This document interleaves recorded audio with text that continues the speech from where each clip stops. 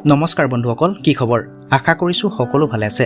তো থাম্বনেল চাই হয়তো আপোনালোক সকলোৱে গম পাইছে যে অভিনেতা ৰবি শৰ্মাই পুনৰ এটা ভাল খবৰ অসমবাসীক জনাইছে। কিয়নো বিগত 2023 বৰ্ষৰ জুন মাহত মুক্তি লাভ কৰিছিল ৰবি শৰ্মা অভিহিত ৰঘুপতি নামৰ ছবিখনে। ছবিগৃহত দৰ্শকৰ পৰা লাভ কৰা অপাৰ সফলতাৰ পাছত পুনৰ এখন নতুন ছবি নিৰ্মাণ কৰাৰ কথা ঘোষণা কৰে জনপ্ৰিয় অভিনেতা ৰবি শৰ্মাই। শুক্ৰবাৰে অভিনেতাগৰাকীয়ে সামাজিক মাধ্যম যোগে নতুন ছবিখনৰ নাম আৰু চিত্ৰগ্ৰহণৰ সন্দৰ্ভত সকলোবোৰ কথা অনুৰাগীক জানিবলৈ দিয়ে। অভিনেতাগৰাকীয়ে কয় যে শ্ৰী ৰঘুপতিৰ সফলতাৰ পাছত পুনৰ এখন নতুন ছবি নিৰ্মাণ কৰিবলৈ লোৱা হৈছে, যাৰ নাম মুক্স। এই ছবিখনৰ চিত্ৰগ্ৰহণৰ কাম অহা নৱেম্বৰ মাহৰ পৰা আৰম্ভ কৰা হ'ব। অৱশ্যে ছবিখনৰ কাহিনীৰ পটভূমি আৰু কোন কোন অভিনেতা অভিনেত্ৰীয়ে অভিনয় কৰিব সেই সন্দৰ্ভত এতিয়াও জানিব পৰা হোৱা নাই। গতিকে আপোনালোক সকলোৱে গম পালে যে অভিনেতা ৰবি শৰ্মাৰ এখন আহিবলগীয়া ছবি অতি শীঘ্ৰেই ছবিখনৰ কাম আৰম্ভ কৰা হ'ব। শেষত অভিনেতা ৰবি শৰ্মাৰ অভিনয় চাই বাৰু আপোনালোকে কেনেকুৱা পায়? যদিহে ভাল পায়